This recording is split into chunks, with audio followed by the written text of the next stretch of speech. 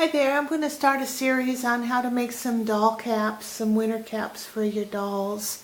I've been mostly working on baby dolls, but they'll work for anything. They'll work for the bitty babies, the reborns, these are the Behringer dolls.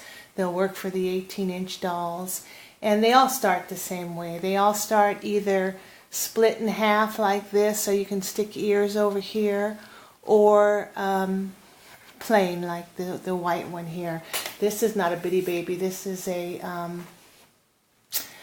I found this at the Goodwill for 99 cents. This is a Pleasant Company from 1994-5, between 1990 and 1995. This was marketed as the Caucasian with the blonde eyelashes and gray eyes, silver eyes, gray eyes.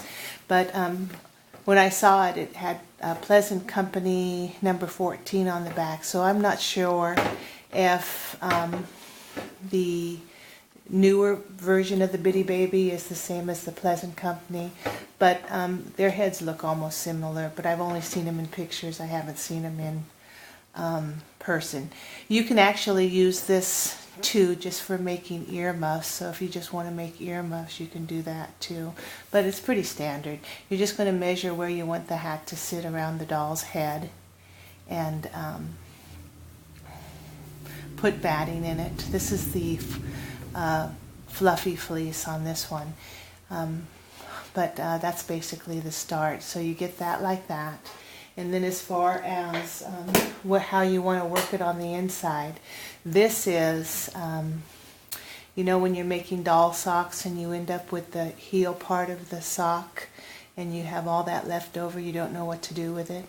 Well, you can cut them up and make like an arch to the tip of the toe, and then you can sew them two together. So you can actually make yourself a matching pair of socks and caps at the same time. So what you do is when you sew this on, you're going to sew it. This one I've already sewn, so you can't really see because I've tacked it down. But that's how you can get a hat with matching socks, by using the leftover portion of the socks. I have them around here somewhere, but I don't have them here right now.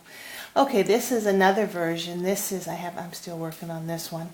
This is these little pom-pom balls. You can either make them. I made this one out of plain yarn for the bee bonnet, but these ones are the pom-poms you just buy at Hobby Lobby, Joann's, or whatever. Anyway, this is a quilt design. What I did is I took 2-inch strips of two different types of, same with the elf hat over here. I took 2 different types of fleece. You can either go fluffy and flat fleece, or you can do fluffy. It doesn't matter. I just happen to have these two. So you cut 2-inch strips and you sew 3 together. Then you cut them at a 45-degree angle, and then you do the opposite on the other side, and you cut that at a 45-degree angle, and then you end up sewing your strips up together like this.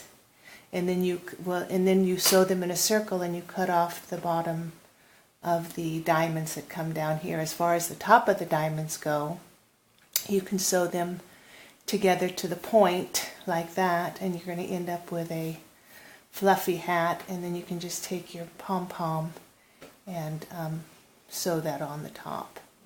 Now, because your seam is going to be on the outside of the hat like this, what you're going to do is you're going to push this up, and you're going to tack that in so it's up and you don't ever see that seam. So you can do this on the serger, or you can do it on your regular sewing machine. It doesn't matter. You could do it either way. If you want a nicer finish, this is the inside of the jester hat. I used my serger on this one, and in this case I sewed an extra strip of green fleece. This is the popcorn. It didn't lend itself as well as the regular fleece did to these hats, but you can use it. Another thing I did on this one was I put the ears in. So instead of measuring all the way around, I divided it in half, and I added in my seam allowances, and I gave myself an extra inch. And it's a little big on the bitty babies, so I made it for the Behringer doll. On this one, instead of sewing the tips of the, if you ever do strip quilting, you just look up strip quilting, it'll show you exactly how to do it. So instead of sewing the diamonds like I did on this, let me take the pin out, I just felt it. Instead of sewing the tips to the, like this across, I sewed it catty corner from here to the tip, and that gave you the half diamond instead of the, let me see if I can show you. See, there's the sewing across like this on the top of the, and this is sewing across like a regular quilt design. You get that design instead of this design, like the chevron. You get the actual diamond at the top, and that's how you get that look. You can use anything. This one I used, this is a red, I guess it's like a velveteen. I have a green one over there that I used actual velour, regular velour, not stretch velour, but regular velour on the green hat over there with the ears in that one. You can make, as far as the,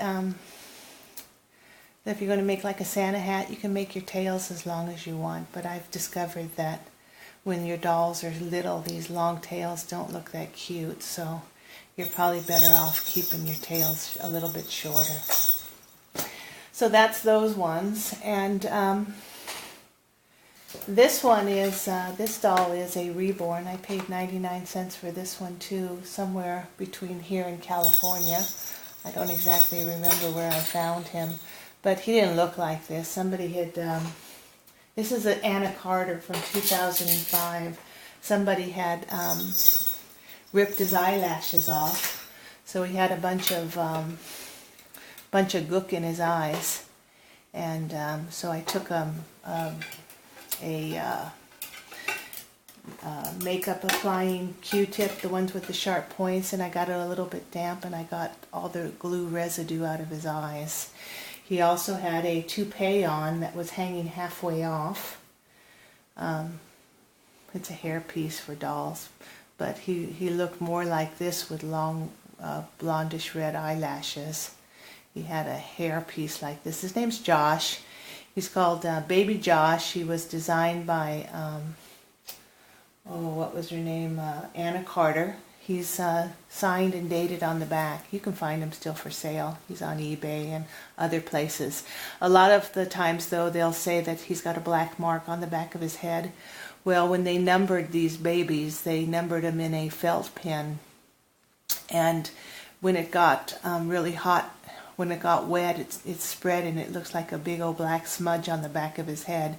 So I put the benzoyl peroxide on there, and I've got the smudge off, and you can just barely see his number right here, and then it's got Anna Carter in his head.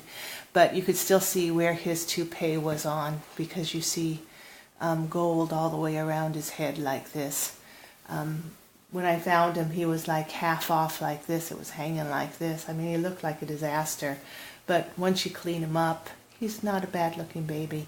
In fact, I was in the blogosphere, and they said that if you want to try repainting a reborn, if you can find this one, it's a good one, because he has such little coloring. I mean, he's got very little coloring on his body. He's got a little bit here on his hands.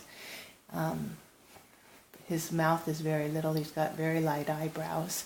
But once I can get this ring off of his head, I'm going to keep him bald. I think he looks cuter bald. Another thing about his feet, though, I don't know how she did it, but she got one foot smaller than the other, and when you go like this, they just don't even match up. I don't know if she did it intentionally, like he was squeezing his foot or turning his toes under, but I mean, there's like at least a half an inch, well, not maybe that much, maybe a quarter-inch difference. Then I looked up her, she does a lot of monkeys too, so I don't know if she was I don't know how she ended up getting it like that, but that's his original outfit. But there he is without the head. Anyway, here's the bee bonnet. I did the same thing that I did with the other ones, except I embroidered a bee design on this. This is a free design from, it's on my internet. I'll tell you when I go to do this on the machine.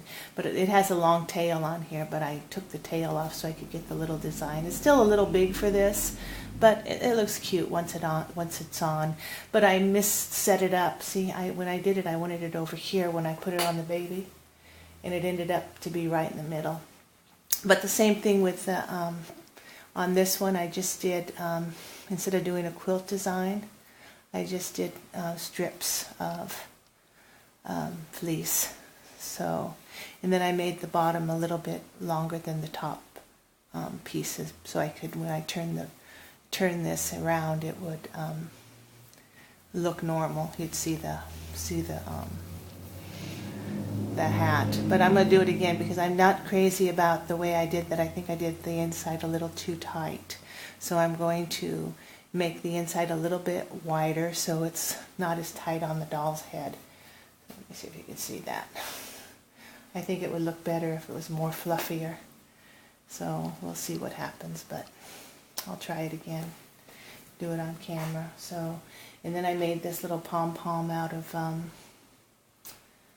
there's my hair, out of black yarn, but if you don't want to use the yarn, you can leave it plain. But that's what I did. I just curled up the stitches that way. But anyway, so I'm going to show you how to do this on the machine and how to measure the doll's head. I'm going to start with this one right here, and then we'll go from there.